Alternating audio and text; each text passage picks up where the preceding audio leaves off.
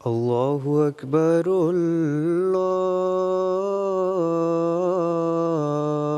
اللہ اکبر اللہ اکبر اللہ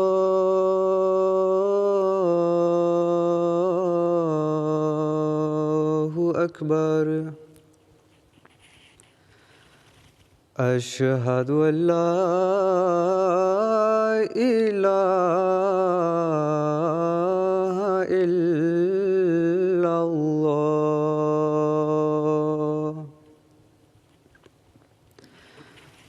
اشہد ان لا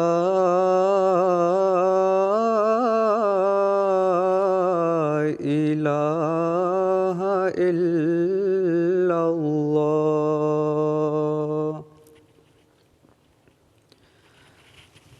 اشہد ان محمد رسول اللہ اشہد ان محمد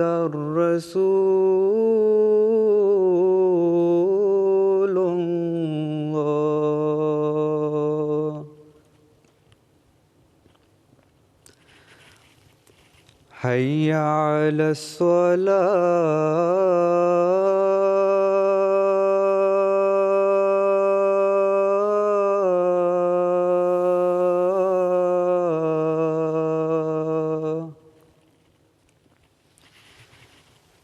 حی علی الصلاۃ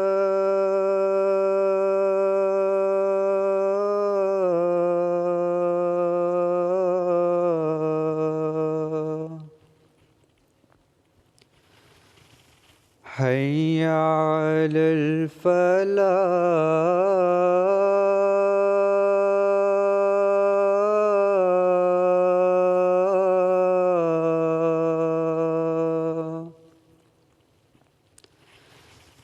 حی علی الفلاح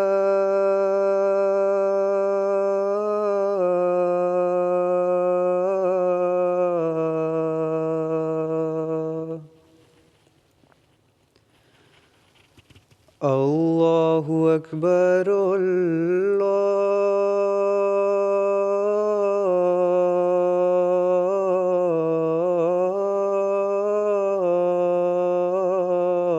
اللہ اکبر لا الہ الا اللہ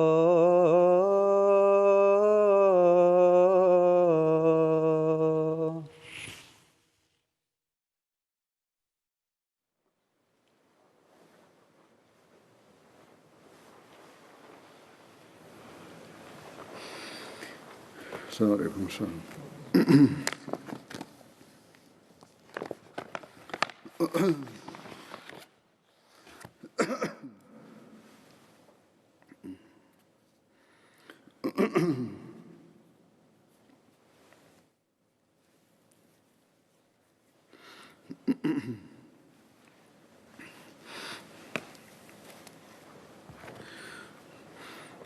أشهد أن لا إله إلا الله وحده لا شريك له وأشهد أن محمدا عبده ورسوله أما بعد فأعوذ بالله من الشيطان الرجيم بسم الله الرحمن الرحيم الحمد لله رب العالمين الرحمن الرحيم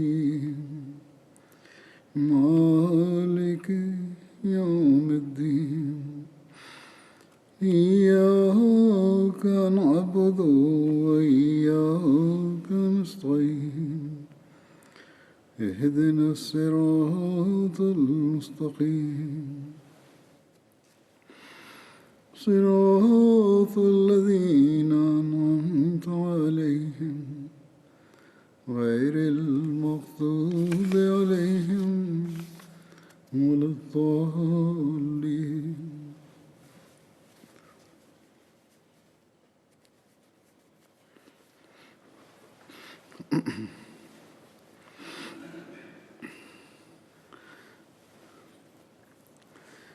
اس زمانے میں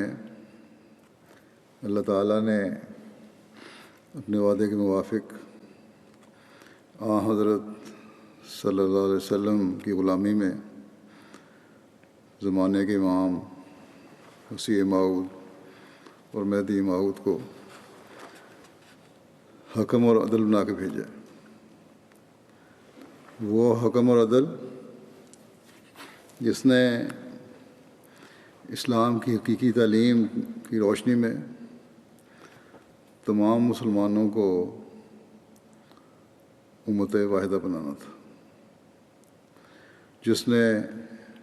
مختلف مسالک اور فرقوں کی غلط تشریحات اور فروعی اختلافات کو دور کر کے امت واحدہ بنانا تھا، جس نے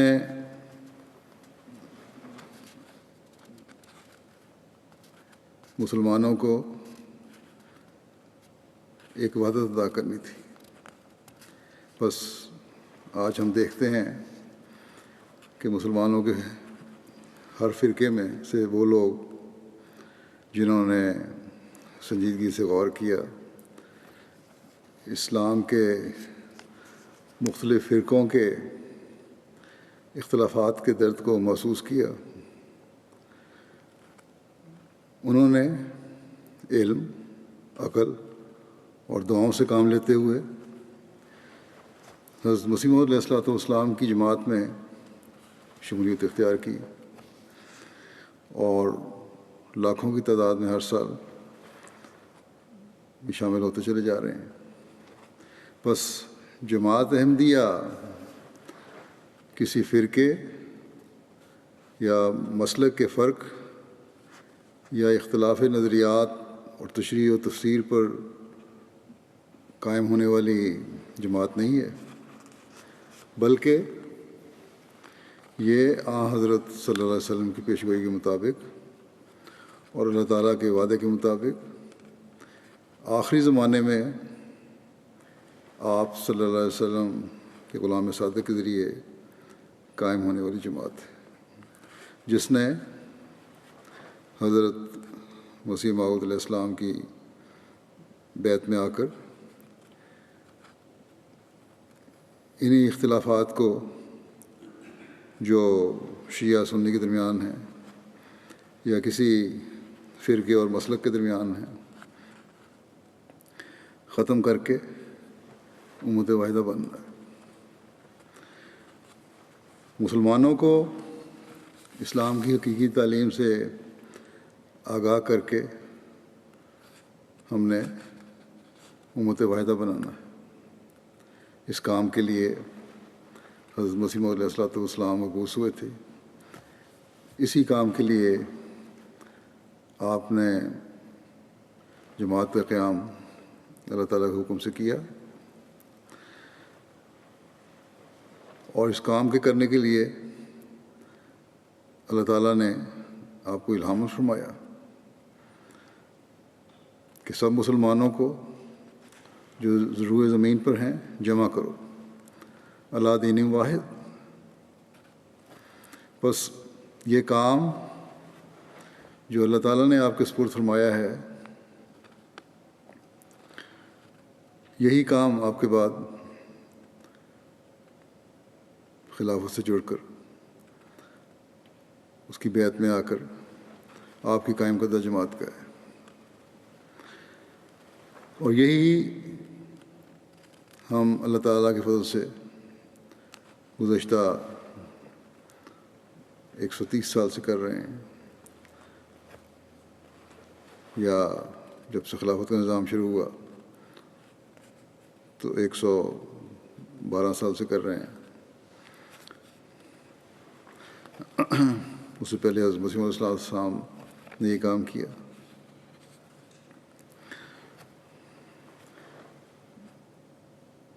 اور نہ صرف مسلمانوں کو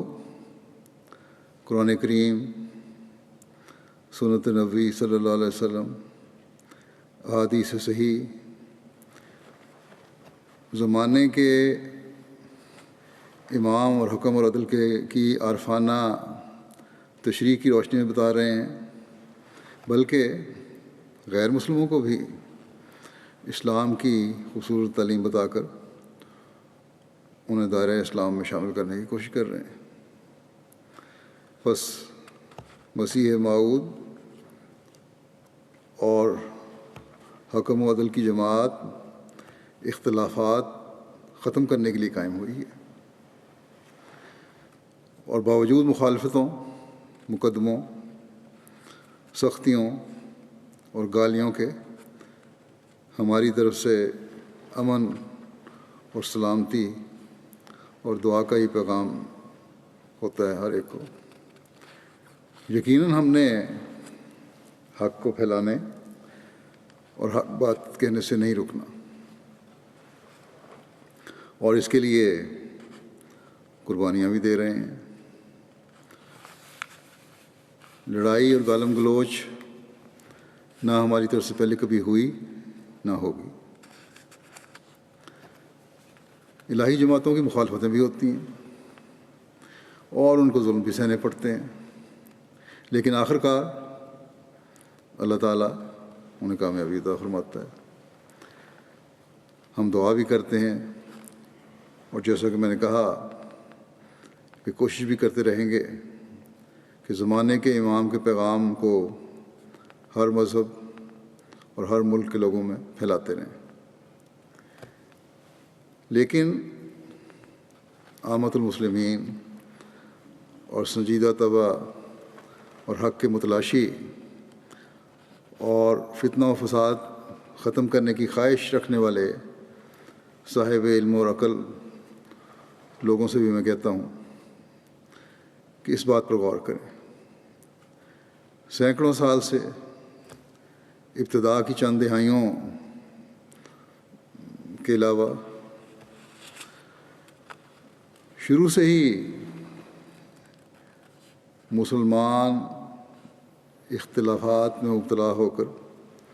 اپنی وحدت اور اکائی کو کمزور کرتے چلے آ رہے ہیں. آج کل ہم محرم کے مہینے سے گزر رہے ہیں، جو اسلامی سال کے کیلنڈر کا پہلا مہینہ ہے. انگریزی سال کے شروع ہونے پر ہم ایک دوسرے کو مبارکباد دیتے ہیں، لیکن بدقسمتی یہ ہے کہ اسلامی سال کے شروع ہونے پر کئی مسلمان ملکوں میں اس فرقہ واریت کی وجہ سے قتل و غارت گری ہوتی ہے. وہ دین جو امن اور سلامتی کی اعلیٰ ترین تعلیم دینے والا دین ہے، کیوں اس کے ماننے والے اپنے سال کا آغاز فتنہ و فساد اور قتل و غارت گری سے کرتے ہیں؟ ہمیں سوچنا چاہیے، ہمیں اپنے رویوں کو بدلنا چاہیے. ہمیں دیکھنا چاہیے کہ کس طرح ہم مسلمانوں کو امت واحدہ بنا کر ان فسادوں اور دہشت گردیوں کو ختم کر سکتے ہیں. ہمیں غور کرنا چاہیے کہ ہمارے آقا و مطاع حضرت خاتم الانبیاء محمد مصطفیٰ صلی اللہ علیہ وسلم نے اگر اسلام کی ابتدا کی ترقی کے بعد ایک فیض عوج کے زمانے کی خبر دی تھی، تو پھر یہ خوشی کی خبر بھی دی تھی کہ خلافت علی منہاج نبوت قائم ہوگی. وہی معاملہ جس کی وجہ سے مسلمانوں میں اختلاف ہوا تھا وہی معاملہ آخری زمانے میں خلافت علی منہاج نبوت کے قیام کے بعد مسلمانوں کو امت واحدہ بنانے کا ذریعہ بھی بن جائے گا، مسلمانوں کی ترقی اور اکائی کا ایک روشن نشان بن جائے گا۔ بس جب حالات بتا رہے ہیں کہ یہ وہ زمانہ ہے، جو نشانیاں قرآن و حدیث سے پتہ چلتی ہیں وہ پوری ہو رہی ہیں یا ہو گئی ہیں،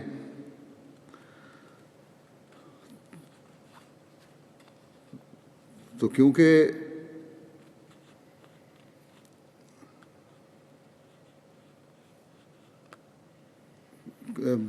کیوں نہ ہم اس حکم اور عدل کی اور آن حضرت صلی اللہ علیہ وسلم کے غلام صادق کی تلاش کریں، جو شیعہ سنی اور مختلف فرقوں اور مسلکوں کے اختلافات کو ختم کر کے ہمیں ایک بنانے والا ہے۔ ان اندھے نام نہاد علماء کی تقلید نہ کریں جو خود بھی ڈوب رہے ہیں اور اپنے ساتھ ایک بڑی تعداد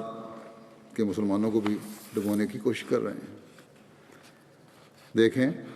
جب وہ نشانیاں پوری ہو گئیں جن میں قرآن حدیث سے پتہ چلتا ہے، تو وہ کون ہے یہ ہمیں دیکھنے کی ضرورت ہے، اس کو تلاش کرنے کی ضرورت ہے۔ وہ کون ہے جو اسلام کی نشر ثانیہ کا ذریعہ بنا کر اللہ تعالیٰ کی طرف سے کھڑا کیا گیا؟ کسی کو کھڑا ہونا چاہیے۔ ہم احمدی کہتے ہیں کہ وہ بانی جماعت احمدیہ حضرت مرزا غلام احمد قادیانی علیہ السلام ہیں، جن کے سپرد یا جن کے ذریعے سے اللہ تعالیٰ نے اسلام کی نشر ثانیہ کا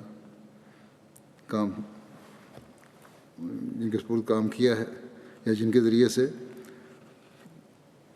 اللہ تعالیٰ اسلام کی نشر ثانیہ کروا رہا ہے یا کروائے گا، جنہوں نے جھگڑوں اور فسادوں کو امن و سلامتی میں بدلنا ہے۔ بس ہم میں اگر عقل ہے تو ہمیں چاہیے کہ ہم محرم کو صرف افسوس کرنے یا پھر اپنے بغضوں اور کینوں اور غصوں کا نکالنے کا مہینہ نہ بنائیں، اپنے جذبات کے اظہار کا صرف ذریعہ نہ بنائیں، بلکہ ایک دوسرے سے محبت اور پیار کا مہینہ بنائیں۔ اس حقیقی تعلیم پر چلیں جو اسلام کی تعلیم ہے، اس رہنما کے پیچھے چلیں جسے اس زمانے میں اللہ تعالیٰ نے حکم اور عدل کا مقام دیا ہے، تبھی ہم حقیقی مسلمان کہلا سکتے ہیں، تبھی ہم دنیا کو اپنے پیچھے چلا سکتے ہیں۔ حضرت مسیح موعود علیہ السلام نے ایک جگہ ایک عالم کو سمجھاتے ہوئے فرمایا کہ میری حیثیت ایک مولوی کی حیثیت نہیں ہے، بلکہ میری حیثیت سنن انبیاء کی حیثیت سے کسی حیثیت ہے۔ مجھے ایک سماوی آدمی مانو، پھر یہ سارے جھگڑے اور تمام نزاعیں جو مسلمانوں میں پڑی ہوئی ہیں ایک دم میں طے ہو سکتی ہیں۔ جو خدا کی طرف سے مامور ہو کر حکم بن کر آیا ہے، جو مانے قرآن شریف کے وہ کرے گا وہی صحیح ہوں گے، اور جس حدیث کو وہ صحیح قرار دے گا وہی صحیح حدیث ہوگی۔ ورنہ شیعہ سنی کے جھگڑے آج تک دیکھو کب طے ہونے میں آتے ہیں، ابھی تک تو نہیں ہوئے۔ شیعہ اگر تبرہ کرتے ہیں، یعنی خلفاء جو ہیں 3 خلفاء، ان کو برا بھلا کہتے ہیں، ان کے بارے میں غلط الفاظ استعمال کرتے ہیں، تو بعض ایسے بھی ہیں دوسروں میں سے جو حضرت علی کرم اللہ وجہ کی نسبت کہتے ہیں کہ برخلافت دلش بس مائل لیک بو بکر شد درمیاں حائل، کہ خلافت پر اس کا دل بہت مائل تھا، لیکن ابو بکر اس میں حائل ہو گیا، یعنی کہ خواہش تھی ان کی۔ فرماتے ہیں کہ مگر میں کہتا ہوں کہ جب تک یہ اپنا طریق چھوڑ کر مجھ میں ہو کر نہیں دیکھتے، یہ حق پر ہرگز نہیں پہنچ سکتے۔ اگر ان لوگوں کو اور یقین نہیں تو اتنا تو ہونا چاہیے کہ آخر مرنا ہے، اور مرنے کے بعد گن سے تو کبھی نجات نہیں ہو سکتی۔ آخر مرنا ہے، اور مرنے کے بعد گن سے تو کبھی نجات نہیں ہو سکتی۔ سب و شتم جب ایک شریف آدمی کے نزدیک پسندیدہ چیز نہیں ہے، پھر خدائے قدوس کے حضور عبادت کب ہو سکتی ہے؟ اسی طرح غلط کام کو کر رہا ہے انسان، ظلم کر رہا ہے، تو اس کی عبادت تو پھر اللہ کے حضور عبادت نہیں کہلا سکتی۔ اسی لیے فرمایا، اس لیے تو میں کہتا ہوں کہ میرے پاس آؤ، میری سنو، تاکہ تمہیں حق نظر آوے۔ میں تو سارا ہی چولا اتارنا چاہتا ہوں، سچی توبہ کر کے مومن بن جاؤ۔ یہ جو بناوٹوں کا اور غلط عقائد کا چولا پہنا ہوا ہے، اس کو اتارو، سچی توبہ کرو، تبھی مومن بن سکتے ہو۔ پھر جس امام کے تم منتظر ہو، میں کہتا ہوں وہ میں ہوں، اس کا ثبوت مجھ سے لو۔ بس یہ ہے وہ حقیقت جس سے دین کا صحیح ادراک ہو سکتا ہے، کہ آپس کی لڑائی جھگڑوں، اناؤں کو ختم کر کے پھر اللہ تعالیٰ کے حضور حاضر ہوں، ان سے دعا کریں، حقیقی توبہ کریں۔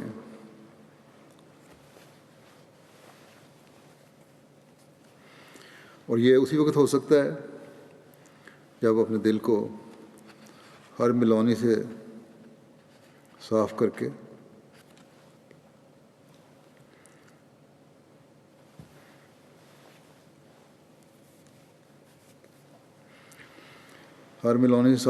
اللہ تعالیٰ کے آگے جھکا جائے، پھر اللہ تعالیٰ صحیح رہنمائی فرماتا ہے۔ حضرت مسیح علیہ السلام نے خلفائے راشدین کے مرتبہ و مقام اور بزرگی کو اس طرح بیان فرمایا ہے۔ ایک جگہ آپ فرماتے ہیں، اور میں یہ جانتا ہوں کہ کوئی شخص میں تو یہ جانتا ہوں کہ کوئی شخص مومن اور مسلمان نہیں بن سکتا جب تک ابو بکر، عمر، عثمان، علی رضوان اللہ علیہم اجمعین کا سا رنگ پیدا نہ ہو۔ وہ دنیا سے محبت نہ کرتے تھے، بلکہ انہوں نے اپنی زندگیاں خدا تعالیٰ کی راہ میں وقف کی ہوئی تھیں۔ بس یہ مقام ہے حضرت مسیح علیہ السلام کی نظر میں کہ حقیقی مومن اور مسلمان بننے کے لیے ان چاروں خلفاء کو اپنے لیے اسوہ بنانا ہوگا۔ جب یہ ہو تو پھر کہاں فرقہ اور کہاں مسلک، کیا بحث رہ جاتی ہے اس کی؟ بس جماعت احمدیہ کا تو یہ عقیدہ ہے کہ یہ سب ہمارے لیے نمونہ ہیں، اور جب یہ عقیدہ ہو تو کیا جماعت احمدیہ ہی ایک ایسی جماعت نہیں رہ جاتی جو مسلمانوں سے تفریق ختم کر کے، ان کے درمیان تفریق ختم کر کے ان میں وحدت پیدا کرنے والی جماعت ہے؟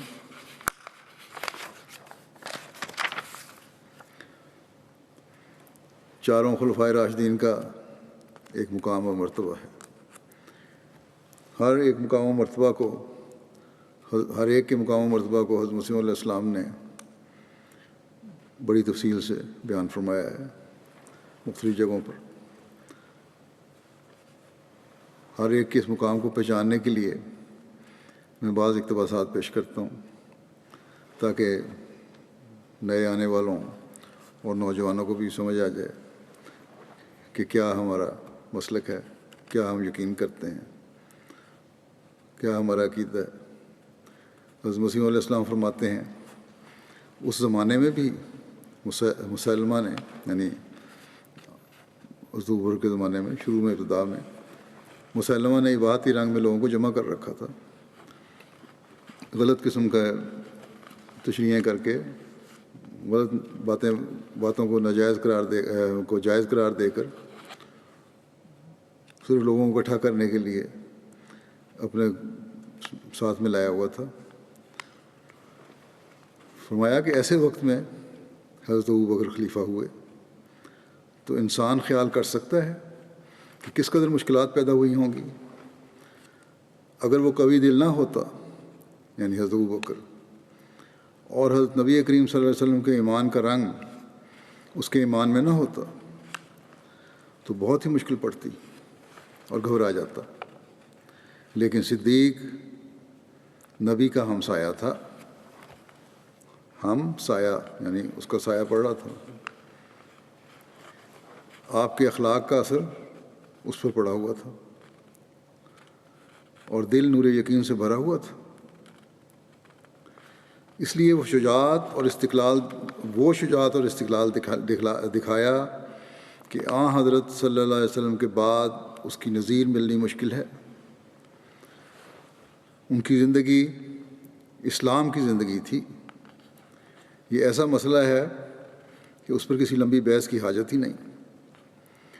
اس زمانے کے حالات پڑھ لو اور پھر جو اسلام کی خدمت ابوبکر رضی اللہ عنہ نے کی ہے اس کا اندازہ کر لو۔ میں سچ کہتا ہوں کہ ابوبکر صدیق رضی اللہ عنہ اسلام کے لیے آدم ثانی ہیں۔ میں یقین رکھتا ہوں کہ اگر حضرت صلی اللہ علیہ وسلم کے بعد ابوبکر کا وجود نہ ہوتا تو اسلام بھی نہ ہوتا۔ یعنی دشمن کے حملوں سے بچانے کے لیے، شریعت کو محفوظ کرنے کے لیے اس وقت اللہ تعالیٰ نے حضرت ابوبکر صدیق کو ہی کھڑا کیا تھا، اور آپ نے اسلام کے وجود کو حضرت صلی اللہ علیہ وسلم کی خاص تربیت اور خاص تعلق کی وجہ سے زندگی بخشی اور دشمن کے حملے کو ناکام و نامراد کیا۔ فرمایا کہ ابوبکر صدیق کا بہت بڑا احسان ہے کہ اس نے اسلام کو دوبارہ قائم کیا، اپنی قوت ایمانی سے کل باغیوں کو سزا دی اور امن کو قائم کر دیا، اسی طرح پر جیسے خدا تعالیٰ نے فرمایا اور وعدہ کیا تھا کہ میں سچے خلیفہ پر امن کو قائم کروں گا۔ یہ پیش گوئی حضرت صدیق کی خلافت پر پوری ہوئی اور آسمان نے اور زمین نے عملی طور پر شہادت دے دی۔ بس یہ صدیق کی تعریف ہے کہ اس میں صدق اس مرتبہ اور کمال کا ہونا چاہیے۔ پھر حضرت عمر رضی اللہ عنہ کے اوصاف اور مقام کا ذکر کرتے ہوئے حضرت اقدس مسیح موعود علیہ السلام ایک جگہ فرماتے ہیں، حضرت عمر رضی اللہ عنہ کا درجہ جانتے ہو کہ صحابہ میں کس قدر بڑا ہے، یہاں تک کہ بعض اوقات ان کی رائے کے موافق قرآن شریف نازل ہو جایا کرتا تھا، اور ان کے حق میں یہ حدیث ہے کہ شیطان عمر کے سائے سے بھاگتا ہے۔ دوسری یہ حدیث ہے کہ اگر میرے بعد کوئی نبی ہوتا تو عمر ہوتا۔ تیسری یہ حدیث ہے کہ پہلی امتوں میں محدث ہوتے رہے ہیں، اگر اس امت میں کوئی محدث ہے تو وہ عمر ہے۔ پھر ایک جگہ حضرت ابوبکر، حضرت عمر اور حضرت عثمان کا ذکر کرتے ہوئے مجموعی طور پر آپ نے فرمایا کہ میرے رب نے مجھ پر یہ ظاہر کیا ہے کہ صدیق اور فاروق اور عثمان رضی اللہ عنہ نیکوکار اور مومن تھے، اور ان لوگوں میں سے تھے جنہیں اللہ نے چن لیا اور جو خدائے رحمان کی عنایات سے خاص کیے گئے، اور اکثر صاحبان معرفت نے ان کے محاسن کی شہادت دی۔ انہوں نے بزرگ و برتر خدا کی خوشنودی کی خاطر وطن چھوڑے، ہر جنگ کی بھٹی میں داخل ہوئے، اور ہر موسم گرما کی دوپہر کی تپش اور سردیوں کی رات کی ٹھنڈک کی پرواہ نہ کی، بلکہ نوخیز جوانوں کی طرح دین کی راہوں پر محو خرام ہوئے اور اپنوں اور غیروں کی طرف مائل نہ ہوئے، اور اللہ رب العالمین کی خاطر سب کو خیر بات کہہ دیا۔ ان کے اعمال میں خوشبو اور ان کے افعال میں مہک ہے، اور یہ سب کچھ ان کے مراتب کے باغات اور ان کی نیکیوں کے گلستانوں کی طرف رہنمائی کرتا ہے، اور ان کی باد نسیم اپنے معطر جھونکوں سے ان کے اسرار کا پتہ دیتی ہے، اور ان کے انوار اپنی پوری تابانیوں سے ہم پر ظاہر ہوتے ہیں۔ یہ حوالے جو ہیں بہت سارے ان میں سے جو پڑھ رہا ہوں سر الخلافہ کے ہیں، یہ عربی کی کتاب ہے۔ عربی ترجمہ کرنے والے فی الحال تو شاید فوری طور پر اس معیار کا ترجمہ نہیں کر سکیں گے، جو دوبارہ ریپیٹ ہو تو اصل کتاب سے یہ حوالے لے کے ترجمہ کر دیں۔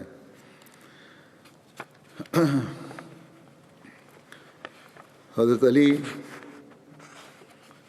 کے محاسن اور آپ کے مقام کا ذکر کرتے ہوئے حضرت اقدس مسیح موعود علیہ الصلوۃ والسلام فرماتے ہیں، آپ رضی اللہ تعالیٰ عنہ تقوی شعار، پاک باطن، اور ان لوگوں میں سے تھے جو خدائے رحمان کے ہاں سب سے زیادہ پیارے ہوتے ہیں، اور آپ قوم کے برگزیدہ اور زمانے کے سرداروں میں سے تھے۔ آپ خدائے غالب کے شیر، خدائے مہرباں کے جوان مرد، سخی پاک دل تھے۔ آپ ایسے منفرد اور بہادر تھے جو میدان جنگ میں اپنی جگہ نہیں چھوڑتے، خواہ ان کے مقابلے میں دشمنوں کی ایک فوج ہو۔ آپ نے ساری عمر تنگ دستی میں بسر کی اور نوع انسانی کے مقام زہد کی انتہا تک پہنچے۔ آپ مال و دولت عطا کرنے، لوگوں کے ہم و غم دور کرنے اور یتیموں اور مسکینوں اور ہمسایوں کی خبرگیری کرنے میں اول درجے کے مرد تھے۔ آپ نے جنگوں میں طرح طرح کے بہادری کے جوہر دکھائے تھے۔ تیر اور تلوار کی جنگ میں آپ سے حیرت انگیز واقعات ظاہر ہوتے تھے۔ اس کے ساتھ ساتھ آپ نہایت شیریں بیان اور فصیح اللسان بھی تھے۔ آپ کا بیان دلوں کی گہرائی میں اتر جاتا اور اس سے ذہنوں کے زنگ صاف ہو جاتے، اور برہان کے نور سے اس کا چہرہ دمک جاتا۔ آپ قسم قسم کے انداز بیان پر قادر تھے، اور جو آپ سے ان میں مقابلہ کرتا تو اسے ایک مغلوب شخص کی طرح آپ سے معذرت کرنا پڑتی۔ آپ ہر خوبی میں اور بلاغت و فصاحت کے طریقوں میں کامل تھے، اور جس نے آپ کے کمال کا انکار کیا تو اس نے بے حیائی کا طریق اختیار کیا۔ پھر حضرت علی کے مقام اور خلافت کے بارے میں حضرت مسیح موعود علیہ الصلوۃ والسلام فرماتے ہیں، اس میں ذرہ بھر شک نہیں کہ حضرت علی متلاشیان حق کی امیدگاہ اور سخیوں کا بے مثال نمونہ اور بندگان خدا کے لیے حجت اللہ تھے۔ نیز آپ اپنے زمانے کے لوگوں میں بہترین انسان اور ملکوں کو روشن کرنے کے لیے اللہ کے نور تھے، لیکن آپ کی خلافت کا دور امن و امان کا زمانہ نہ تھا، بلکہ فتنوں اور ظلم و تعدی کی تند ہواؤں کا زمانہ تھا۔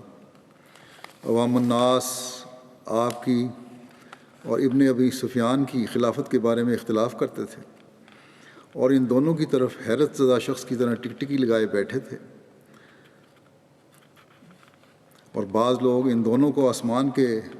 فرقت نامی دو ستاروں کی مانند تصور کرتے تھے، اور دونوں کو درجہ میں ہم پلہ سمجھتے تھے۔ لیکن سچ یہ ہے کہ حق علی مرتضیٰ کے ساتھ تھا، اور جس نے آپ کے دور میں آپ سے جنگ کی تو اس نے بغاوت اور سرکشی کی۔ پھر چاروں خلفائے راشدین کی اسلام اور قرآن کی حفاظت اور اس امانت کا حق ادا کرنے کے مقام کا ذکر فرماتے ہوئے حضرت مسیح موعود علیہ السلام فرماتے ہیں، یہ عقیدہ ضروری ہے کہ حضرت صدیق اکبر رضی اللہ تعالیٰ عنہ اور حضرت فاروق عمر رضی اللہ تعالیٰ عنہ اور حضرت ذو النورین یعنی حضرت عثمان رضی اللہ تعالیٰ عنہ اور حضرت علی مرتضیٰ رضی اللہ تعالیٰ عنہ سب کے سب واقعی طور پر دین میں امین تھے۔ ابو بکر رضی اللہ عنہ جو اسلام کے عادم ثانی ہیں، اور ایسا ہی حضرت عمر فاروق اور حضرت عثمان رضی اللہ عنہما اگر دین میں سچے امین نہ ہوتے تو آج ہمارے لیے مشکل تھا جو قرآن شریف کی کسی ایک آیت کو بھی من جانب اللہ بتا سکتے۔ پھر ان چاروں خلفاء کا ذکر فرماتے ہوئے حضرت مسیح علیہ السلام فرماتے ہیں کہ خدا کی قسم وہ ایسے لوگ ہیں جو خیر الکائنات صلی اللہ علیہ وسلم کی مدد کی خاطر موت کے میدانوں میں ڈٹ گئے، اور اللہ کی خاطر انہوں نے اپنے باپوں اور بیٹوں کو چھوڑ دیا اور انہیں تیز دھار تلواروں سے ٹکڑے ٹکڑے کر دیا، اور اپنے پیاروں سے جنگ کی اور ان کے سر قلم کیے، اور اللہ کی راہ میں اپنے نفیس اموال اور جانیں نثار کیں،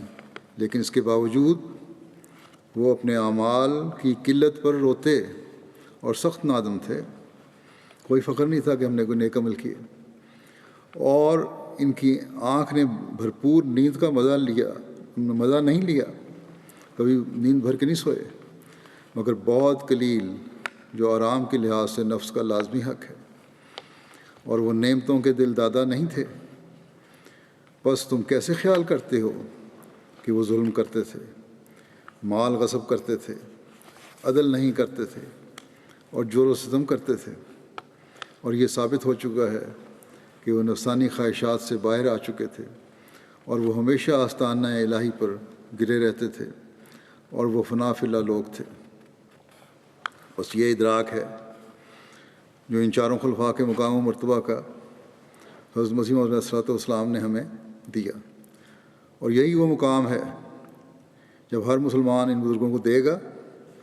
تو حقیقی مسلمان کہلائے گا، اور آپس کے اختلافات کو ختم کر کے امت واحدہ کا حصہ بنے گا۔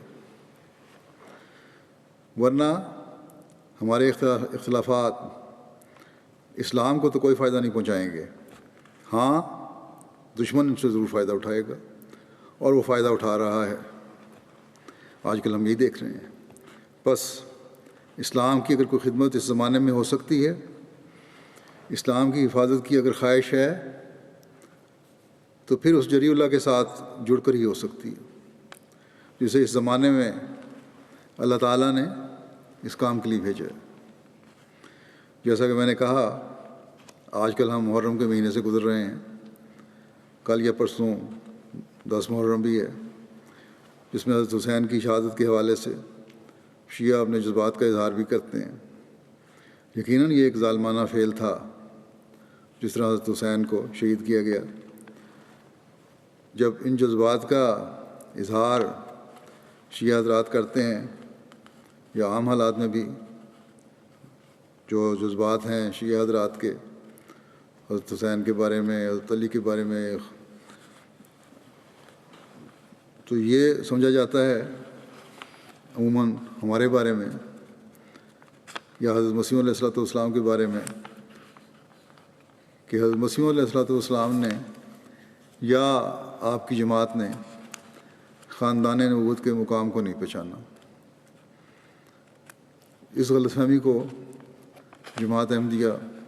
ہمیشہ دور کرنے کی کوشش بھی کرتی رہی ہے۔ حضرت مسیح علیہ السلام نے حضرت علی کے بارے میں جو فرمایا ہے، اور ابھی میں نے پیش بھی کیا ہے کچھ حوالے، اس سے اس کی وضاحت بھی ہو جاتی ہے کہ حضرت علی رضی اللہ عنہ کا مقام و مرتبہ حضرت مسیح علیہ السلام کی نظر میں کیا تھا، لیکن ساتھ ہی یہ بھی کہ ہم اس بات پر بھی یقین رکھتے ہیں کہ باقی 3 خلفاء بھی برحق تھے۔ بہرحال اس وقت میں اس حوالے سے بھی کچھ بیان کروں گا حضرت مسیح علیہ السلام کی تحریرات اور فرمودات کے حوالے سے کہ آپ کی نظر میں خاندان نبوت کا کیا مقام تھا، اور اس بارے میں آپ نے جماعت کو کیا نصیحت فرمائی ہے۔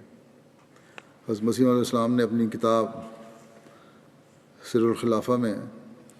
حضرت علی اور خاندان کے بارے میں، خاندان نبوت کے بارے میں یہ تحریر فرمایا ہے۔ حضرت علی کے بارے میں فرمایا کہ آپ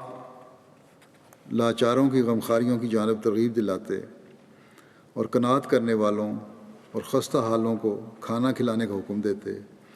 آپ اللہ کے مقرب بندوں میں سے تھے، آپ اللہ کے مقرب بندوں میں سے تھے، اور اس کے ساتھ ساتھ آپ فرقان حمید کے جامع معرفت نوش کرنے میں سابقین میں سے تھے۔ قرآن کریم کے معرفت بھی آپ کو حاصل تھی اور بہت بڑے ہوئے تھے، اور آپ کو قرآنی دقائق کے ادراک میں ایک عجیب فہم عطا کیا گیا تھا۔ فرمایا کہ میں نے عالم بیداری میں انہیں دیکھا، یعنی حضرت علی سے ملاقات ہوئی عالم بیداری میں، کشفی حالت میں، نہ کہ نیند میں۔ پھر اسی حالت میں آپ نے یعنی حضرت علی نے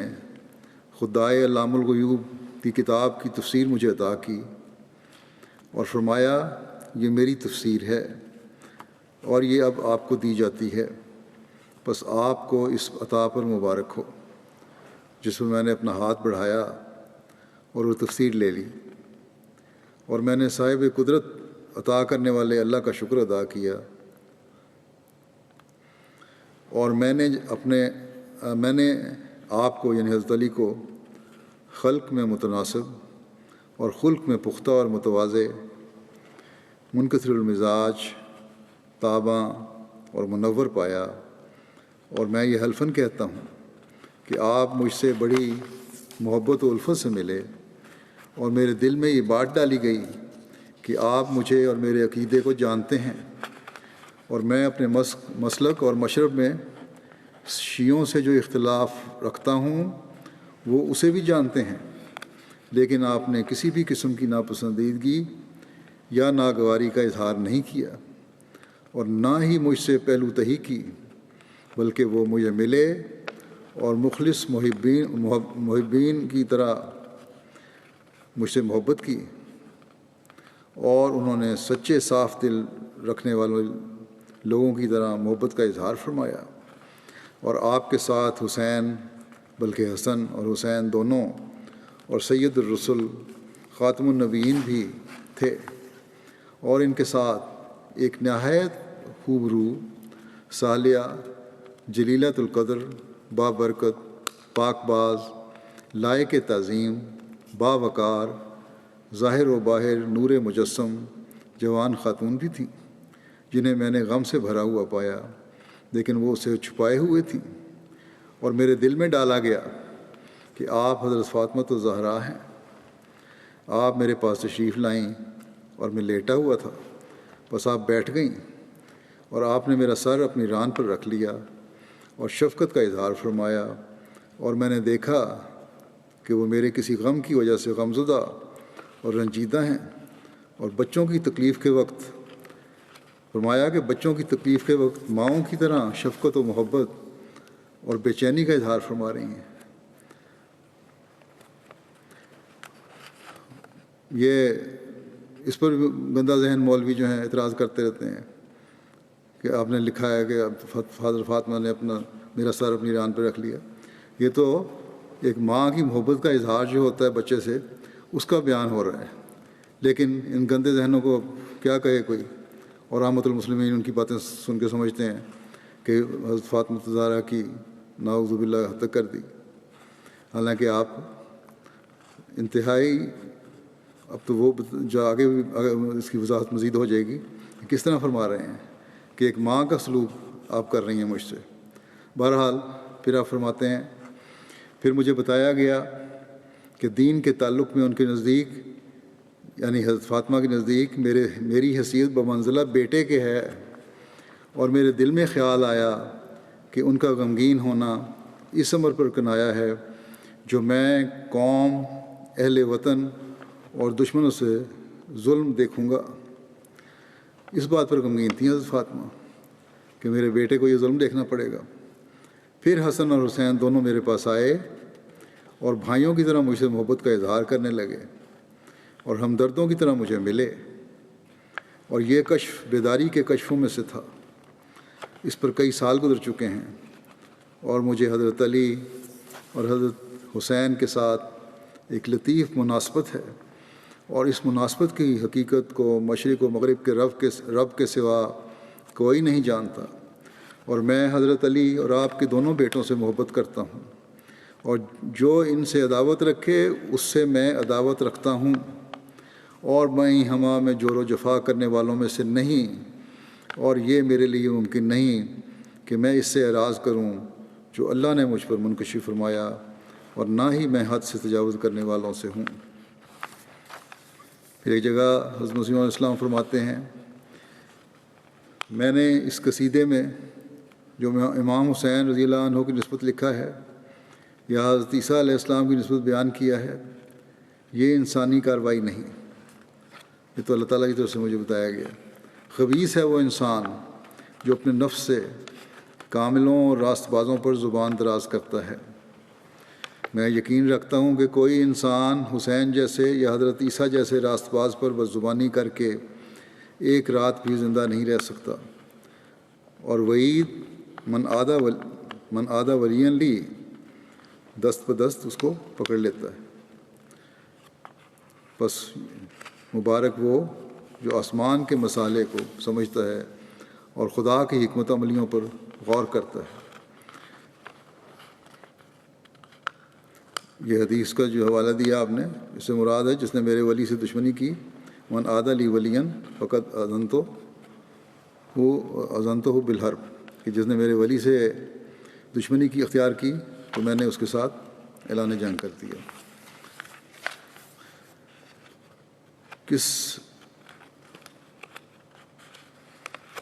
کسی سے جب محبت کا اظہار ہوتا ہے، اور جب یہ محبت کا اظہار ذاتی مجلس میں ہو جہاں اور کوئی نہ ہو، تو وہ محبت کا اظہار دل کی آواز ہوتی ہے۔ ویسے تو پاک آدمی کی جس کو مقام اللہ تعالیٰ نے بہت زیادہ دیا ہے، ہر لفظی دل کی آواز ہے، لیکن معترض کے لیے یہ جاننا چاہیے کہ گھر میں بیٹھے ہوئے کیا اظہار تھا آپ کا۔ آپ نے صرف تحریرات میں یا فرمودات میں یا مجالس میں بیان نہیں فرمایا حضرت امام حسین کا ذکر، یا حضرت صلی اللہ علیہ وسلم کے خاندان سے محبت کا اظہار ظاہری طور پر نہیں کیا، بلکہ گھریلو مجلس میں بچوں کے ساتھ بیٹھ کر بھی جذبات کا اظہار کیا۔ حضرت مرزا بشیر احمد صاحب رضی اللہ عنہ بیان کرتے ہیں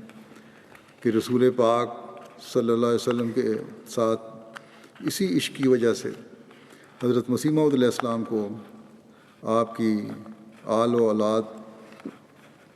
اور آپ کے صحابہ کے ساتھ بے پناہ محبت تھی۔ چنانچہ ایک دفعہ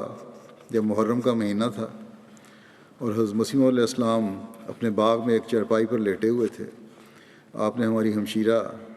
مبارکہ بیگم سلمہ اور ہمارے بھائی مبارک احمد مرحوم کو، جو سب بہن بھائیوں میں چھوٹے تھے، اپنے پاس بلایا اور فرمایا، آؤ میں تمہیں محرم کی کہانی سناؤں۔ پھر آپ نے بڑے دردناک انداز میں حضرت امام حسین رضی اللہ عنہ کی شہادت کے واقعات سنائے۔ آپ یہ واقعات سناتے جاتے تھے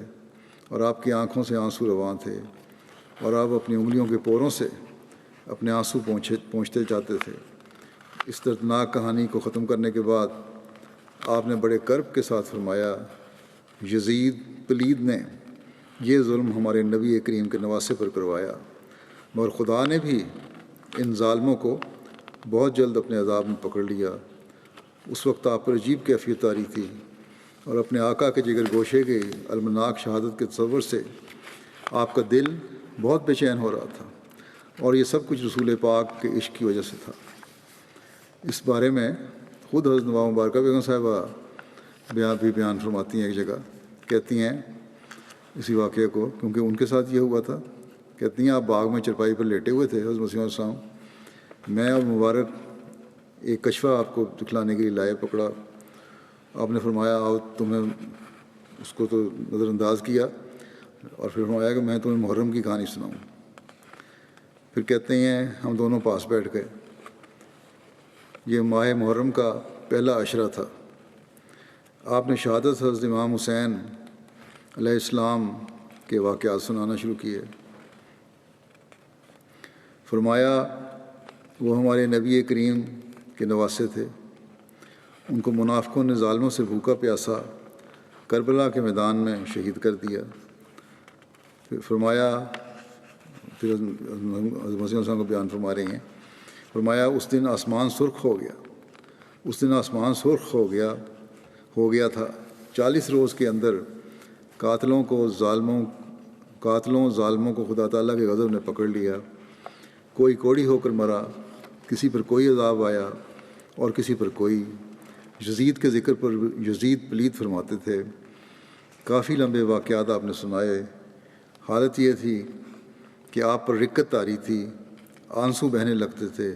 جن کو اپنی انگشت سے شہادت سے پہنچتے جاتے تھے. اس ظلم کی داستان کو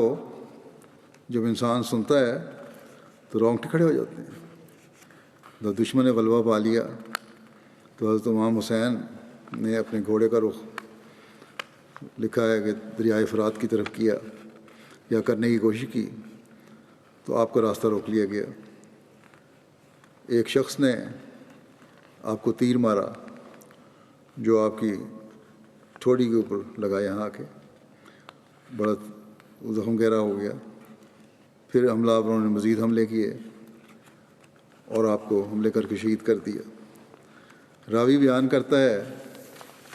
کہ میں نے شہادت سے قبل آپ کو یہ کہتے سنا کہ اللہ کی قسم میرے بعد بندگان خدا میں سے کسی بھی ایسے بندے کو قتل نہیں کرو گے جس کے قتل پر میرے قتل سے زیادہ خدا تعالیٰ تم پر ناراض ہو. پھر فرمایا حضرت امام حسین نے کہ واللہ مجھے تو امید ہے کہ اللہ تعالیٰ تمہیں ذلیل کر کے مجھ پر کرم کرے گا اور پھر میرا انتقام تم سے اس طرح لے گا کہ تم حیران رہ جاؤ گے. ان ظالموں نے آپ سے اور آپ کے خاندان سے کیا سلوک کیا، شہید کیا اور شہید کرنے کے بعد پھر خیموں کو لوٹا، عورتوں کے سروں سے چادریں اتاریں. حضرت امام حسین کی نعش پر سے شہید کرنے کے بعد ان کے کمانڈر نے بلایا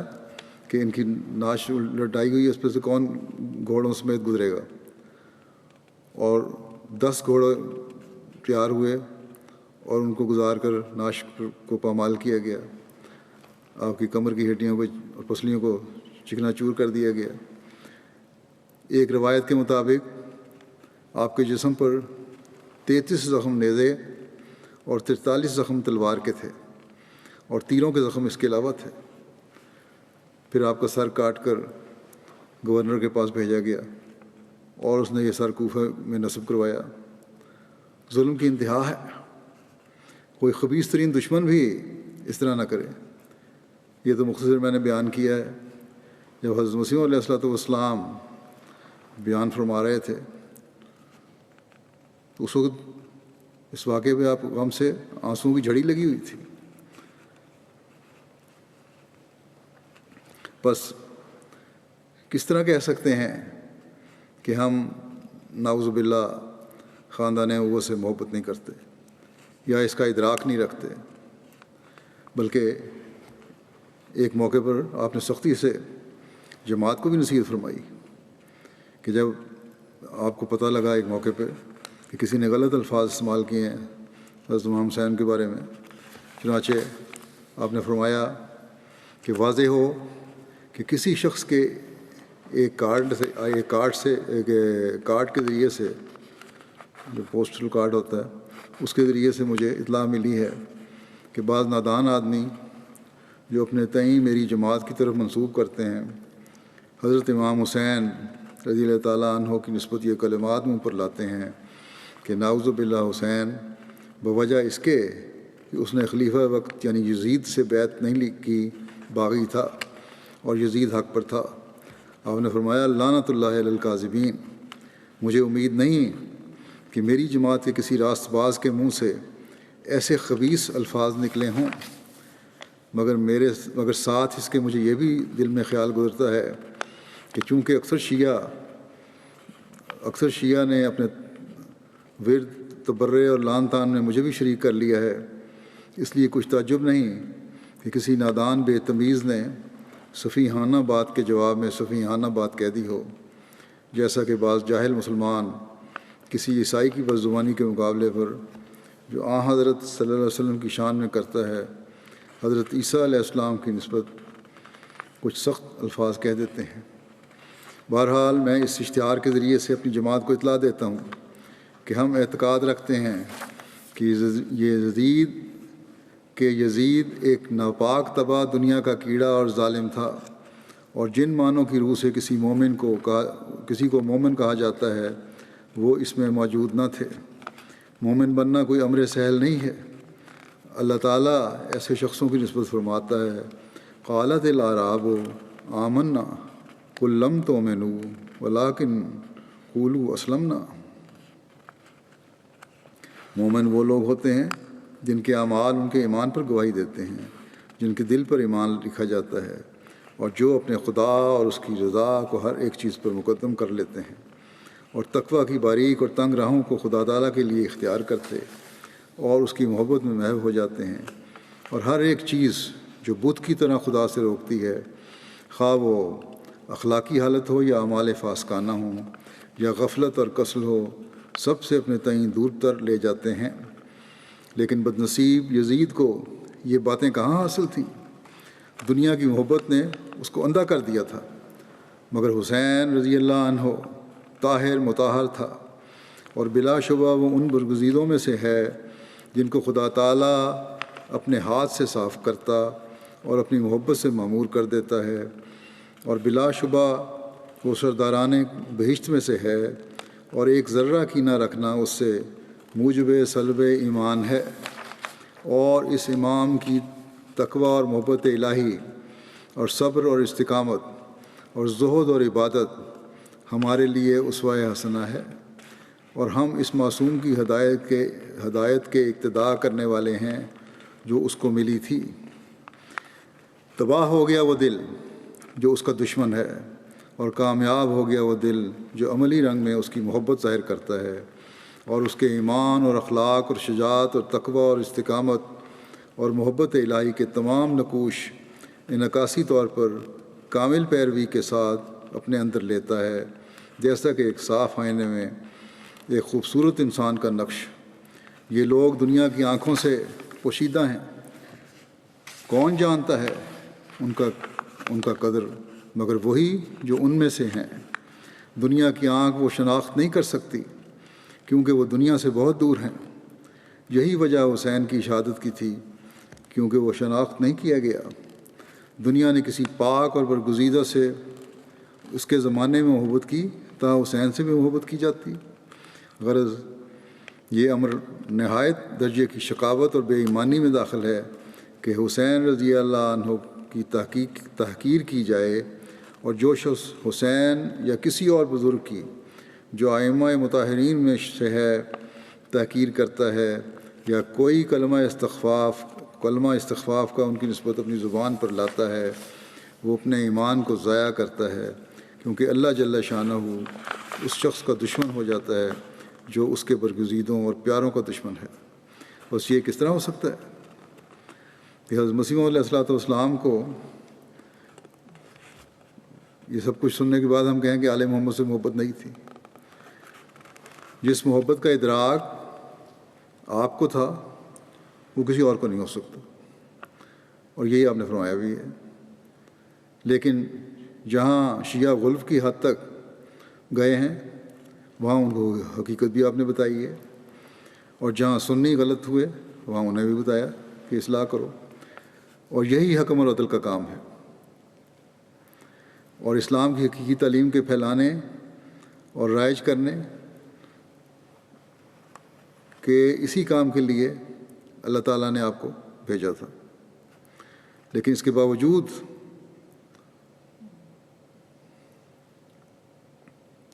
یہ دونوں جو فرقے ہیں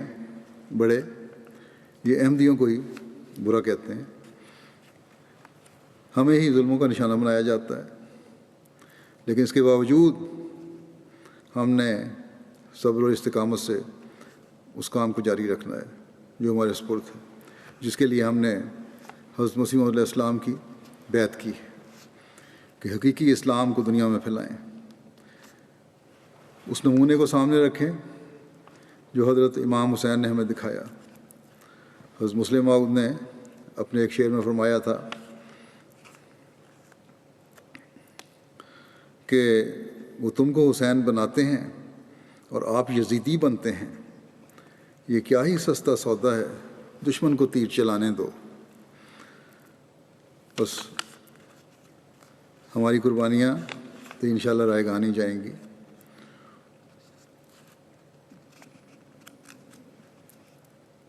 اس مرتبہ حضرت مسیح نے بھی ایک جگہ فرمایا ہے کہ اب نتیجے جو ہیں، مجھے جو حسین سے نسبت تو ہے لیکن نتیجہ وہ نہیں نکلے گا، نتیجہ اس دفعہ اس کے الٹ ہے، کیونکہ اللہ تعالیٰ نے یہ مقدر کیا ہے کہ کامیابی ملے۔ اس لیے اس دفعہ فتح جو ہے وہ حسینی صفات رکھنے والوں کی ہوگی، ظاہری فتح بھی انشاءاللہ تعالیٰ، اور دشمن ناکام و نامراد ہوں گے۔ بس ہمیں چاہیے کہ اس کے لیے آج کل خاص طور پہ اس مہینے میں بھی اور ہمیشہ، جبکہ دشمنی بھی آج کل اپنے عروج پر زوروں پر ہے، خاص طور پر پاکستان میں بھی اور دوسری جگہوں بھی، دعاؤں پر بہت زور دیں، درود شریف پڑھنے پر بہت زور دیں، اور جتنا اللہ تعالیٰ کے حضور ہم جھکیں گے اتنا ہی جلدی اللہ تعالیٰ ہمیں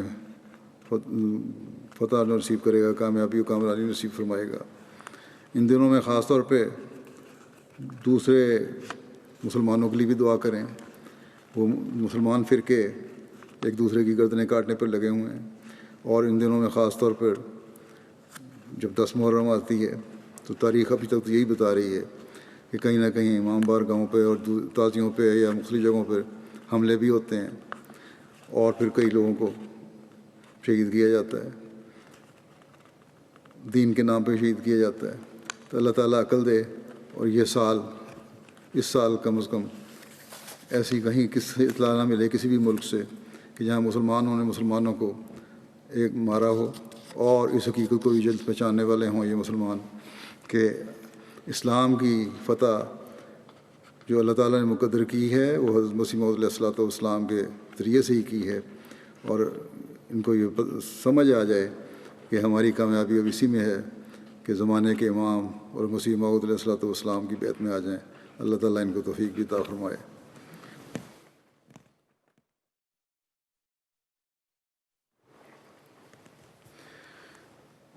الحمد للہ نحمده ونستعینه ونستغفره ونؤمن به ونتوکل علیہ ونعوذ باللہ من شرور انفسنا ومن سیئات اعمالنا، من يهده الله فلا مضل له ومن يضلل فلا هادي له، ونشهد أن لا إله إلا الله ونشهد أن محمدا عبده ورسوله۔ عباد الله رحمكم الله، إن الله يأمر بالعدل والإحسان وإيتاء ذي القربى وينهى عن الفحشاء والمنكر والبغي يعظكم لعلكم تذكرون۔